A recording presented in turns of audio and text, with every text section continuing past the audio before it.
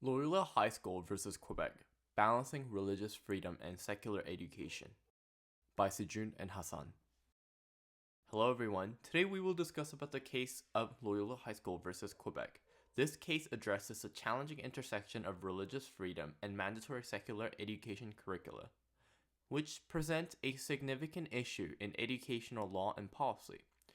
We'll go in depth how this case impacts the development of educational policies that are both inclusive and respectful of diverse religious beliefs.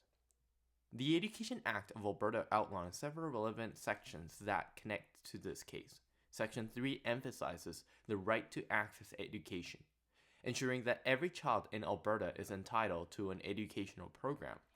This aligns with Loyola's goal of providing an education consistent with their religious values.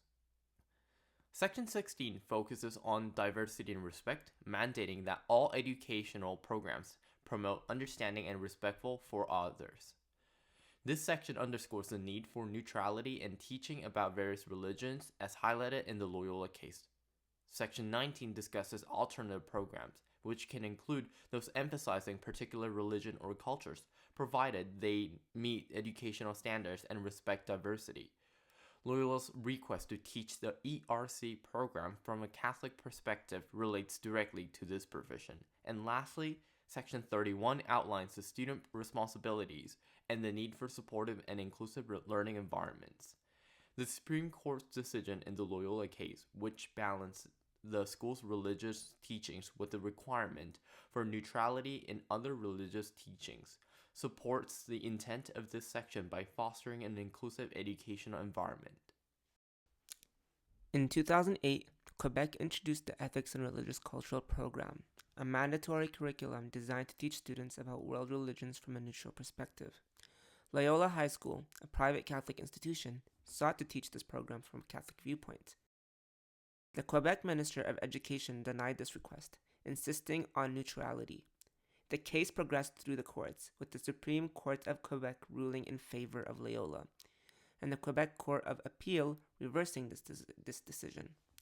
Ultimately, the Supreme Court of Canada allowed Loyola to teach Catholic ethics from a Catholic perspective while maintaining neutrality for other religions. This case highlights the balance between religious freedom and secular education.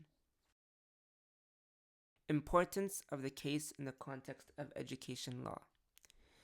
Now let's discuss the importance of Loyola High School versus Quebec case in the context of educational law. This case is important as it navigates the delicate balance between religious freedom and a state-mandated education requirement. It highlights how religious institutions can navigate the complexities of adhering to secular education standards while also maintaining their religious identity. Firstly, the Supreme Court's decision sets a significant precedent for how religious schools across Canada can integrate their teachings with state-required curricula. By allowing Loyola High School to teach Catholic ethics from a Catholic perspective, while requiring neutrality in teaching about other religions, the ruling provides a framework for other religious schools to follow.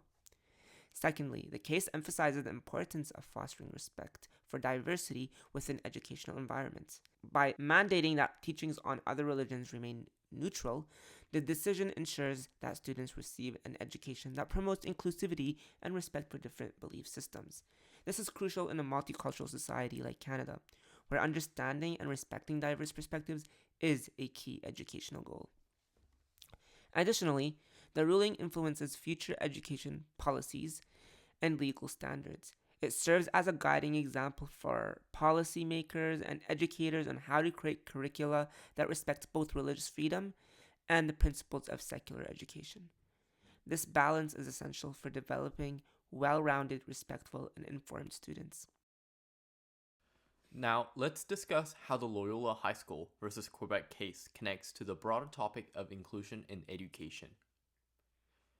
This case is highly relevant as it highlights the delicate balance between religious freedom and the need for inclusive education.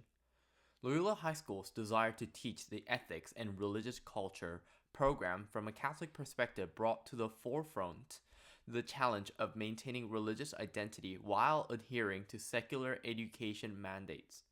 The legal impact of this case is significant. It influences how laws are applied regarding religious expression in educational settings.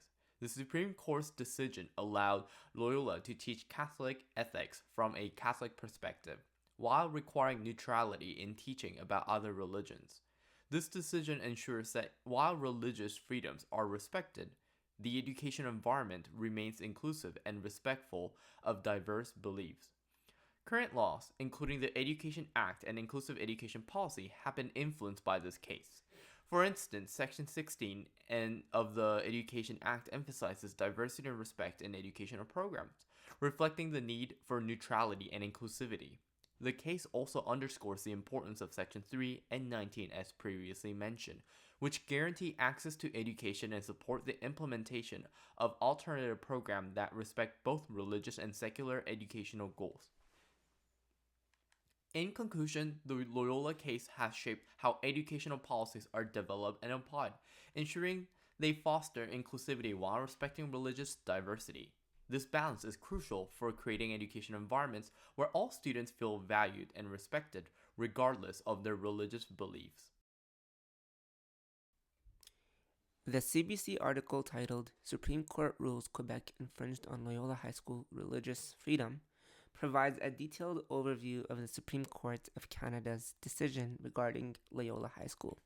The court ruled that Quebec had infringed on the religious freedom of Loyola, a Catholic high school in Montreal, by requiring it to teach the province's ethic and religious culture program in a secular and morally neutral way. The High Court was divided by a narrow 4-3 margin on how to resolve the clash between religious freedom and the need to follow provincial secular law. The majority opinion allowed Loyola to teach Catholic ethics from a Catholic perspective, while maintaining neutrality when teaching about other religions. This decision means Loyola can reapply to Quebec's education ministry for an exemption to teach the program according to its religious beliefs, guided by the court's ruling. Former Loyola principal Paul Donovan emphasized that while the goals of the ERC program, such as recognizing the value of others and pursuing the common good, are shared by Loyola, the school believes that these values do not need to suppress religious values. Quebec Education Minister noted the importance of the ERC course and expressed support for it while also acknowledging the need to review the Supreme Court's full debate on the matter. This ruling is significant as it reaffirms the importance of balancing religious freedom with educational mandates. It allows religious schools to maintain their religious teachings while adhering to state requirements for inclusivity and neutrality in education. The decision underscores the importance of respecting diverse beliefs within the educational framework, ensuring that religious freedoms are protected while promoting an understanding of different worldviews. In conclusion, the Loyola High School versus Quebec case underscores the delicate balance between religious freedom and secular education requirements. It sets a significant legal precedent for how religious schools can integrate their teaching with state mandates, ensuring that both religious values and secular educational goals are respected. This ruling promotes inclusive and respectful educational environments by allowing religious teachings within a framework that respects the diversity of beliefs. The case serves as a guiding example for educators and policymakers on how to create curricula that uphold both religious freedoms and the principles of inclusive secular education. And I want to ask students in the EDPS 410, how can education institutions further balance religious freedoms with the need for neutral, inclusive curriculum, ensuring respect for all beliefs? Thank you so much for watching our presentation, and subscribe and like our videos.